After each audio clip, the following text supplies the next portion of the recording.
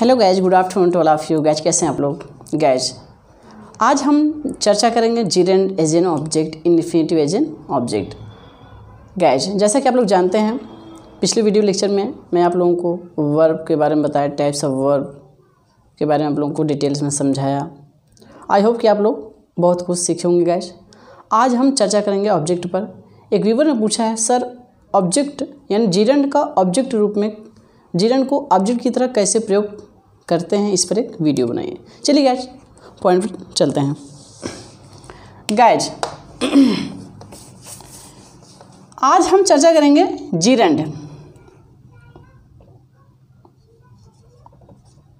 Use of gerund. Gerund as an object. Use of gerund. Gerund as an object and infinitive as an object.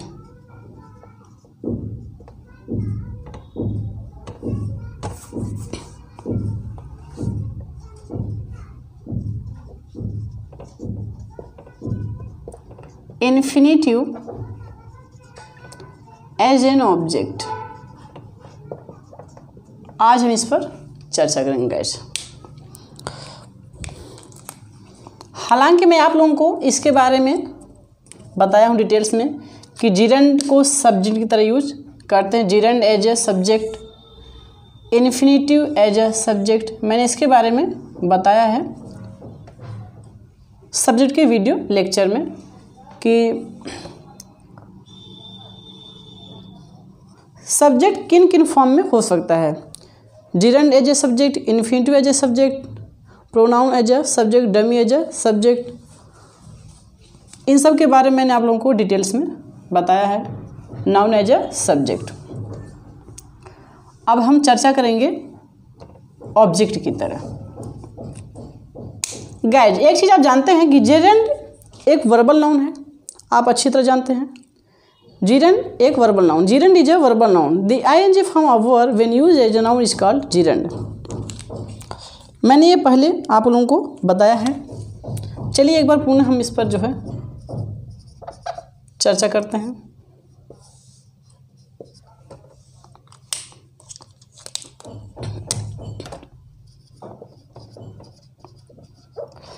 gerund is verbal noun। verbal noun।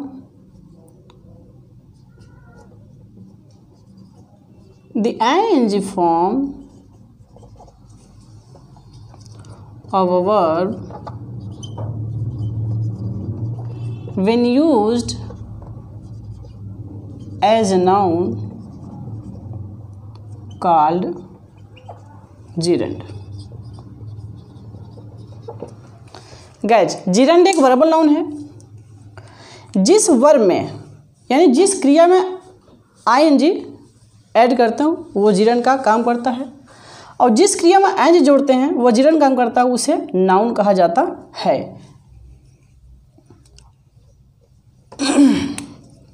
चलिए guys example से समझते हैं। Guys, एक बात आपको जो है ध्यान रहे,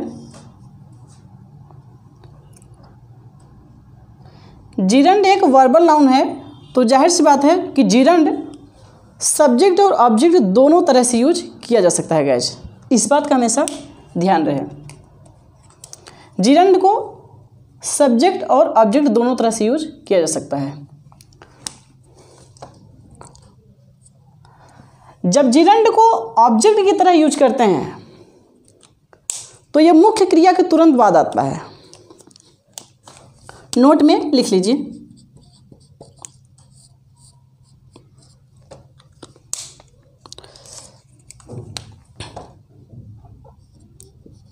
जब जीरेंड को ऑब्जेक्ट की तरह यूज करते हैं तो यह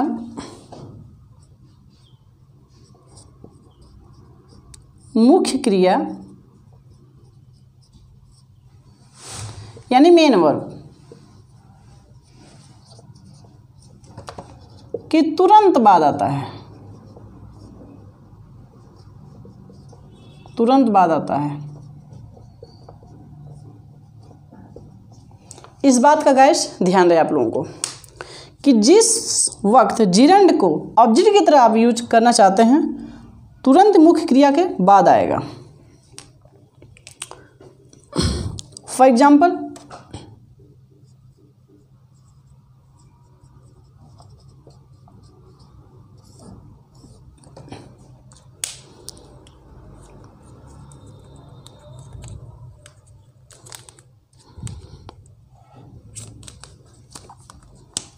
he gave up smoking. He gave up smoking. He gave up smoking. उसने नशा करना छोड़ दिया या नशा छोड़ दिया। नशा करना गाइस यहाँ पे स्मोक मीन्स होता है नशा करना, स्मोकिंग, स्मोकिंग नशा करना, लेकिन आपका ये स्मोकिंग आपका ऑब्जेक्ट है।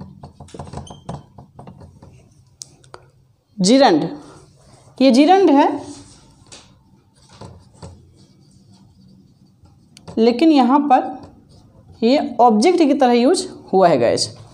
अब ये आपका इसमें मेन वर्ब है। ही गिव अप स्मोकिंग, ये पास्ट में गया है गाइस।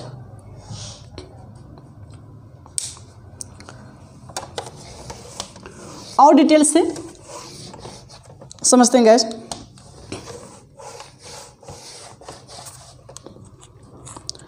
चलिए,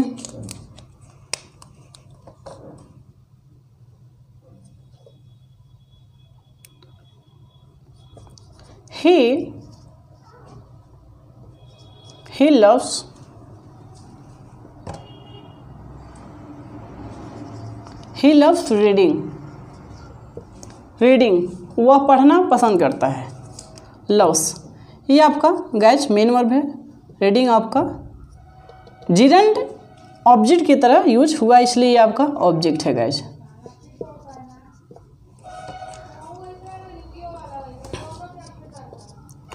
एक और देखते हैं।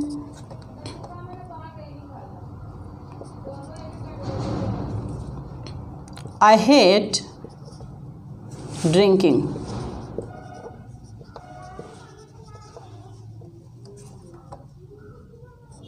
या फिर आप इसे इस तरीके से भी कर सकते हैं, हेट को डिटेस्ट भी कर सकते हैं।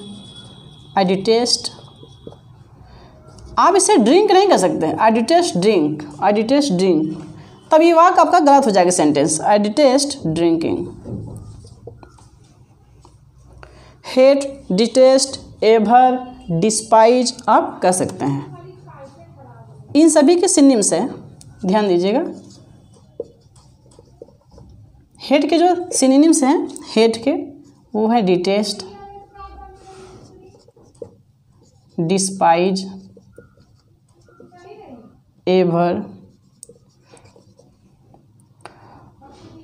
अब आपका है डिटेस्ट हो गया, hate, detest, despise, ever, dislike. ये सिनोनिम्स है guys.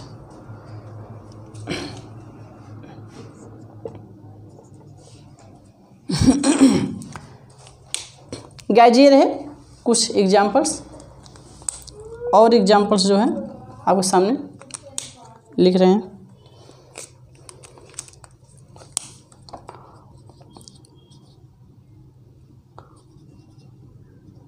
Mohan's brother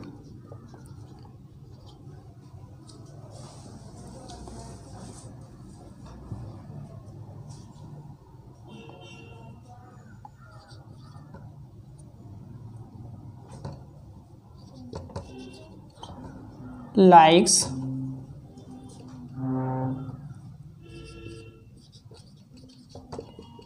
playing cricket, या फिर likes playing guitar। Mohan's brother likes playing guitar. यहाँ पर लाइक्स ये आपका मेन वर्ब है, प्लेइंग ये ऑब्जेक्ट है। Playing guitar, Mohan's brother likes playing guitar.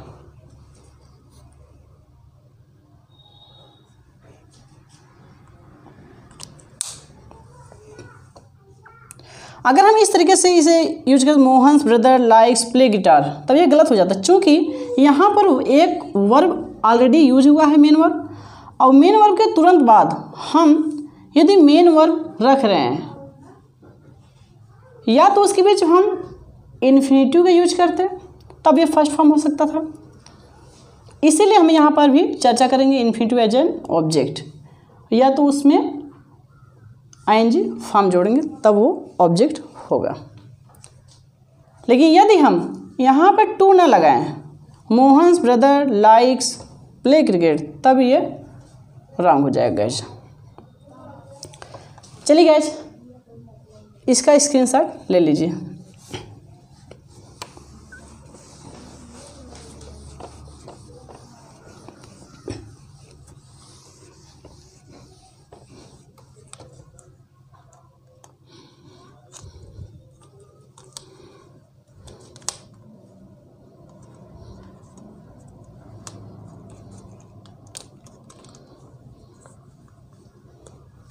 चलिए guys, infinitive as an object,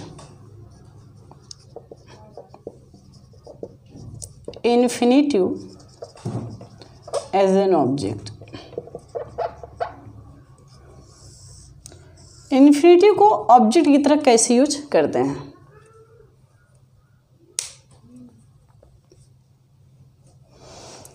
जब इन्फिनेटिव को ऑब्जेक्ट की तरह यूज करते हैं तो ये मुख्य क्रिया के तुरंत बाद आता है, लेकिन मुख्य क्रिया के तुरंत बाद वहाँ पर इन्फिनेटिव टू का प्रयोग किया जाता है गाइस। देखते हैं, आप जो ये जानते हैं, to plus verb functions as a noun called infinitive the infinitive like gerund acts as a subject. ये इन्फिनेटिव सब्जेक्ट की तरह भी काम करता है और इसे ऑब्जेक्ट की तरह भी यूज किया जा सकता है। मैंने सब्जेक्ट और ऑब्जेक्ट के बारे में बताया है, सब्जेक्ट के बारे में इसके प्रयोग को बताया है, इसके भी प्रयोग को बताया है। आज हम इन दोनों पर चर्चा कर रहे हैं। अभी मैंने आप लोगों को जिरंड के बारे में बताया, जिरंड ऑब्जेक्ट की तरह यूज हुआ। अब हम इन्फिनेटिव पर चर्चा करेंगे guys.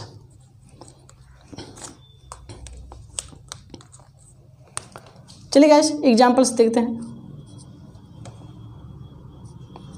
I want play. Guys, आप यहाँ पर देख रहे हैं, मैंने लिखा आई वांट प्ले। अभी मैंने बताया यदि मेन वर्ब के तुरंत बाद हम क्रिया को लिखते हैं आई वांट प्ले, या हम लिख देते हैं आई लाइक प्ले गिटार, इस तरीके से भी यदि हम लिख रहे हैं तो मैंने बताया गाइस, या तो हम इसे जिरंड की तरह यूज करें, यानी ऑब्जेक्ट बनाएं, यानी एनजी फॉर्म लगाएंगे, जिरंड करके तब ऑब्जेक्ट बनाएं, या तो इन्फिनेटिव करके तब ऑब्जेक्ट के रूप में हम इसे यूज कर सकते हैं। हम इस तरीके से भी बना सकते हैं, जैसे अभी गाइस जी आपका रॉन्ग है। ये इन रूपों में सही हो सकता है, जैसे आई लाइक प्लेइंग गिटार, ये आपका करेक्ट हो सकता है बल्कि सही है। या आप ऐसा कर सकते हैं, ये जिरंड ऑब्जेक्ट की तरह यूज किया है, मैंने जिरंड को ऑब्जेक्ट की तरह यूज किया है।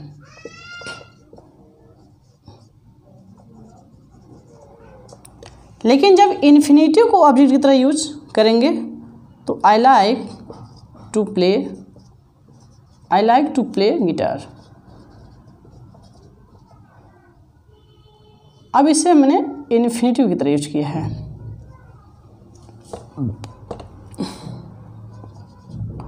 यानी object as an infinitive.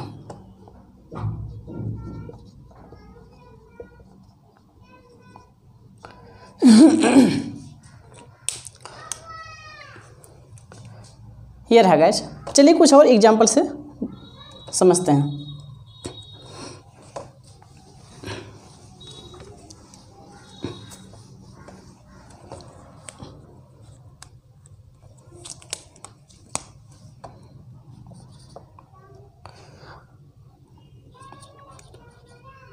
He wants to go.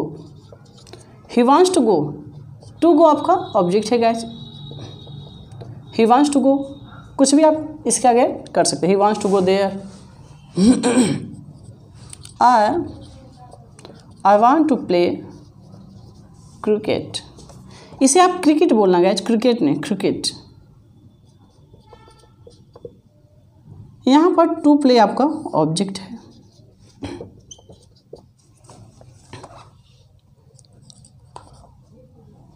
My friend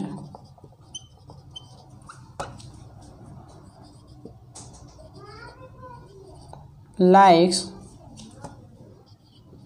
to buy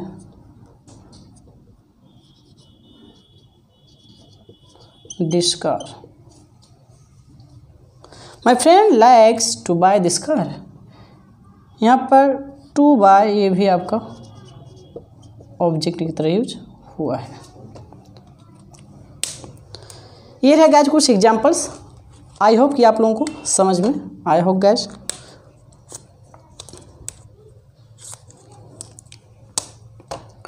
guys ये आपका मेन वर्ब है, ये आपका मेन वर्ब है, आपका मेन वर्ब है।